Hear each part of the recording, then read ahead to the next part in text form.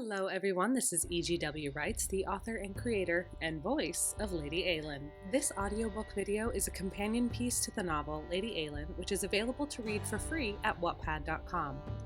You can find this book and a handful of others on my profile. To view that, please visit wattpad.com/EGWwrites. Two quick housekeeping notes before we get started. Number one, this book will contain adult content, so listener discretion is advised. Please use headphones or listen privately. Number two, I live in New York City, and as much as possible, will try to edit around city sounds like sirens, car alarms, shouting, traffic, and etc. But sometimes there is no avoiding it. My apartment is a little too small for a recording booth. Thank you for your patience. Now, grab a cup of coffee or tea, snuggle up, and let's read. Lady Eilean, Chapter 8. The months until Walter's clandestine wedding passed in a dreamlike state. The gathering completed, all the visitors packed up and traveled back to their home hearths. Spring bloomed bright and warm, its fast-moving, refreshing breezes blowing through the castle and chasing away the gloom of winter. Every morning, Ian roused me before the dawn and raced me to the stables. Soon I could keep up with him. A few times I even beat him. We rode for hours in the mornings, traversing the great expanse of land that made up Elmsmere. He showed me the outposts and towns, small villages, and neighboring estates that paid fealty to our family. We returned in time for breakfast, where I was often sore, drenched, and bone-tired. I was also the happiest I had ever been. A lightness took root in my chest. All of a sudden, it was exciting to wake up and face a new day. The pain and discomfort of hours on horseback were nothing compared to this newfound liberation. Steadily, my brothers joined Ian and I, and before long, all 8 of us rode out in the mornings in a thundering herd. If we woke the castle, we were never scolded. After a few weeks, Alex joined us too. Riding hard alongside me, the wind would toss back his golden curls. We'd share breathless laughter as we raced each other across open fields and into the dawn.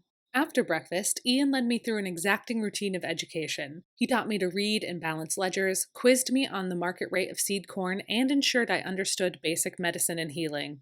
Land deeds were to be analyzed, rent minimums and maximums debated. I was ordered to read long, meandering law books of local, island, and mainland regulations. Balancing the demands of the estate, Stormway, against its pantry and cellars was a particularly tricky activity that made me fret and worry over the slightest allotments of wheat and butter. In using my body, I felt more at home inside of it. Everything was easier: walking, sitting, dancing, sleeping, muscles strained where muscles strengthened. Only Mother looked on disapprovingly as I consumed more and more food. My exertion on land and in the classroom made me famished to the point of near constant irritability. At night, after dinner, my brain and body were so spent I dozed off and on as I listened to my brothers regaling each other with tales of their daily heroism. Under their narration, chopping wood or taming a horse became monumental achievements. Alex sat amongst us, teasing them with a freedom I didn't yet feel. They were boisterous and lively, and I was tired and still trying to learn who they were. My silence was different from the old familiar fog of neglect and unease. I was comfortable in their chaos and glad to have an invitation into their world. Life, I realized, could be enjoyable. One day, as I was poring over the regiment lists and military records of the islands, something clicked in my mind.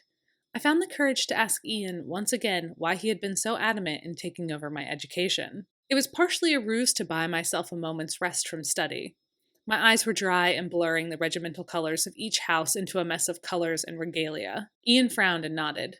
Go to the map. Tell me what you see. Grateful for any excuse to leave the registers behind, I walked to the map that now hung on the wall and studied it. I tried to find a story that went beyond the jagged cliff lines and rolling pastures. My instruction with Ian was practical. The answer would be in the map. I had to look beyond what it displayed at first glance. I considered the greatness of the mainland, but also how it was contained by Ellesmere. How the island, my island, curved around it protectively. The mainland had more farmland and cattle lands. Their industry was predominantly agrarian. The islands controlled trade, precious resources, textiles, and access to the sea and the continents that lay far beyond. Land. Fertile land. Land that we protect from our waves and storms with our mountains and cliffs.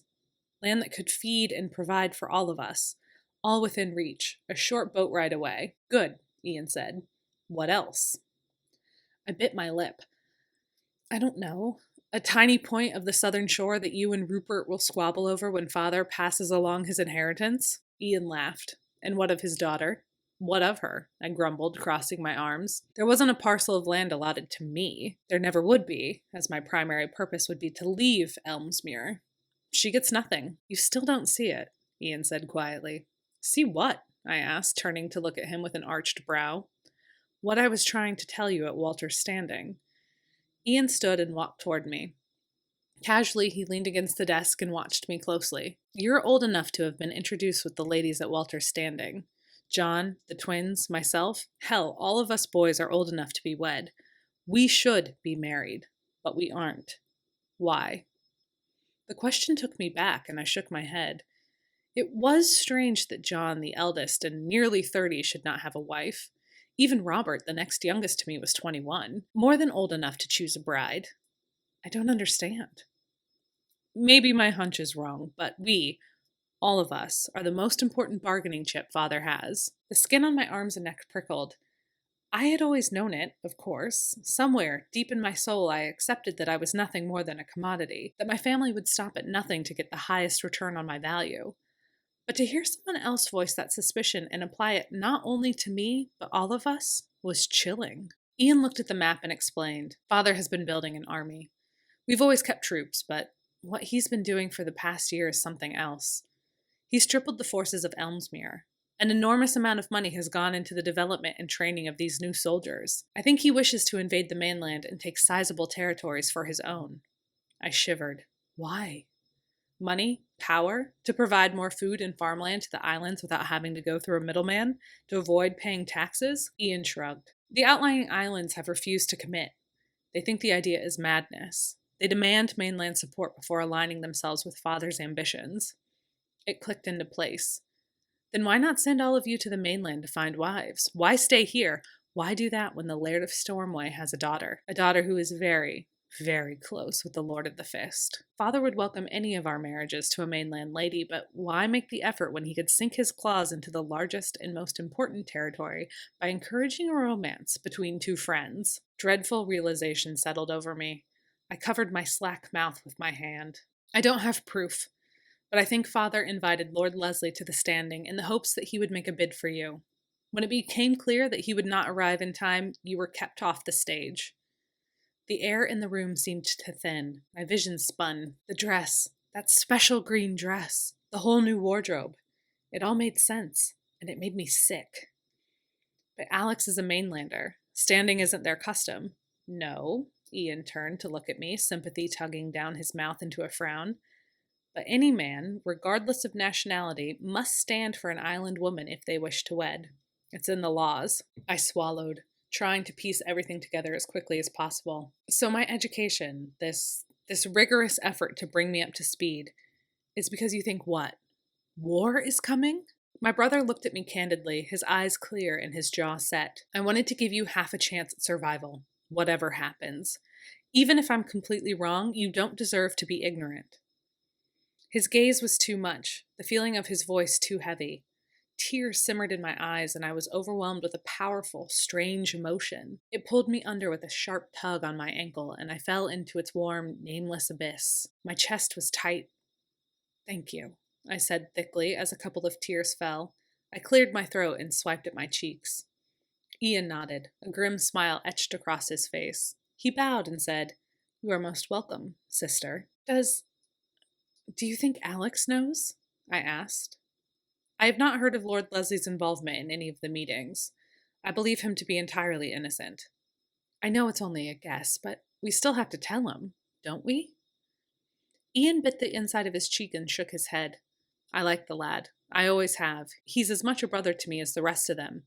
But he is not an islander. Ian, you would admit your admiration and loyalty, but then leave him to be blindsided if war did come? I pressed, feeling as if my brother was being unfair.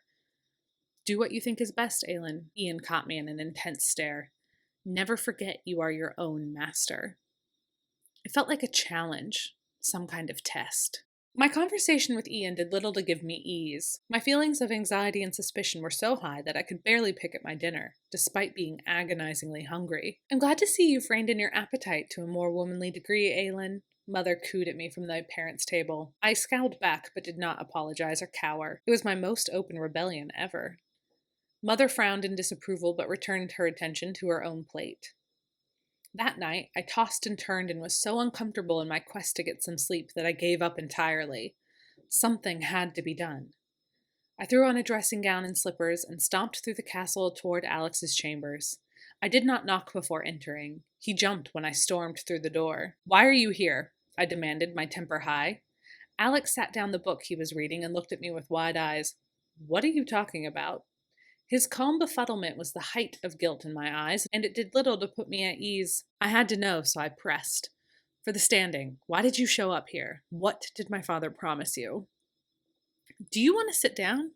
Alex asked, swinging his legs over the side of the bed. He stood up, donning his own dressing gown, then sat again on a low couch before the fire. I inhaled shakily through my nose. Just tell me what was in the invitation from my father." I closed my eyes, bracing myself for the worst. Some underhand deal to manipulate our friendship, to force a marriage in exchange for an alliance. The ultimate betrayal of family and friend. Alex shifted in his seat. The sounds were more attuned to him getting comfortable than a delay in answering. When I opened my eyes again, he was looking at me curiously. Worry danced in those ocean blue depths, and concern pulled the corners of his lips into a pout. Eventually, he answered. "Nothing really, just a few lines saying it had been too long since I had been at Stormway, and why didn't I come for a visit? He mentioned he was hosting a gathering, and that Walter would take place in the standing. I could stay through to the wedding if I wanted. He even said it would be a fun surprise for you." I snorted. "He did he?" "And that's all?" "That's all." With a huff, I fell down on the couch beside Alex. I stared into the flames, accepting their flickering comfort. It was easier to look at them than at him. "Why do you ask?" Alex said, turning to face me. He rested his hand on my shoulder. "What or who got into your thoughts?" Shaking my head, I chuckled a bit. Ian was giving me a lesson today on the benefits my marriage might provide for my family, how I might secure advantageous allies. "Ah," Alex said, gripping my shoulder in comfort. He laughed under his breath. "I thought maybe you had come because—" I couldn't even say it. The thought that after 3 years of silence, Alex would race to Stormway with a desire to secure my hand in marriage was madness. "It's not important." "It is important if it's bothering you, Eilean. If you don't want to discuss it, that's fine," Alex said kindly. "But I'll spare you the worry if you will permit me to read between the lines. There was no promise or mention of you being stood for. Your father only mentioned you in regard to friendship." I faced him, finally offering him a mortified smile. "Thank you. Though I won't pretend your lands and dowry aren't impressive. They'll tempt many men more bloodthirsty than I," Alex laughed. "I merely have no heart for such competition." Alex teased me, squeezing my shoulder again, and then dropped his hand. "It's not you I'm worried about," I admitted. Alex stiffened. "Have there been other offers?" I shook my head. "It's not that. Ian has me reading all these military records. It's making my imagination run wild." "Oh? Are you Islanders up to something?" It was interesting how his face shifted into something more adult, as if a mask of authority slid into place over his familiar features. It made him look stern and dangerous. But underneath the harshness was the steady kindness. The man who always saw clear to the heart of things. In his face, I saw the guise of Lord Leslie at last. The sight of it thrilled me in a way I did not understand. I had no wish to betray my father and family, but Ian's suspicions were just that. And he had given me the opportunity to make the next move as I saw fit. So I offered Alex honesty. Ian seems to think my father is gathering forces. I don't know how many or to what purpose. There's been no explicit declaration of offenses, but my brother thinks he wishes to invade the mainland and take territory for himself. He wants the other islanders to join his cause. Alex frowned. "And Ian thinks your father will exploit our friendship for an alliance?" I nodded, glad for the dim light as I blushed at his near slip-up. "As far as I understand things, yes." Alex leaned back, the portrait of carefree nonchalance. "Well, the mainland is notoriously hard to breach, and he will receive no protection from me at the Fist. I consider myself both a man of the islands and the continent. If anything happens, I would feel it my duty to remain neutral." That was surprising. I wrapped my dressing gown tighter around myself to buy a moment to think. "Perhaps Ian is wrong," I offered. "Ian is not in the habit of being wrong," Alex said firmly. That's what everyone says. Alex smiled, a lopsided, tired grin. It erased the tense set of his face from moments before. The morning I left, he warned me not to antagonize you, you know. Well, then consider him a prophet. Look what disobeying him got you. I laughed and leaned back into the couch, allowing myself to relax. Thank you for telling me. Alex reached across the cushions and held my hand, threading his fingers through mine. I will discuss matters with Ian privately. Together we can find out what to do. I'd rather be over-prepared than surprised. I have always loved your family. I would be heartbroken if something came between us. I smiled, hoping I had done the right thing. My thoughts soothed any fears, wondering if this had been Ian's plan all along, to get more information by having me share his concerns and build an alliance on trust, and not marriage. Shaking my head, I stood and excused myself. Our fingers disentangled only at the last possible moment, our arms floating back down to our sides slowly. Back in bed, I slept soundly. Thank you so much for listening today. I hope you enjoyed the story. Subscribe to this channel and click the notification bell to be alerted when new chapters are updated. You can also follow me on Wattpad or Twitter at EGWwrites, where I will also share updates. As always, thank you for being a part of Eilean's journey. We are very glad that you're here. Until next time.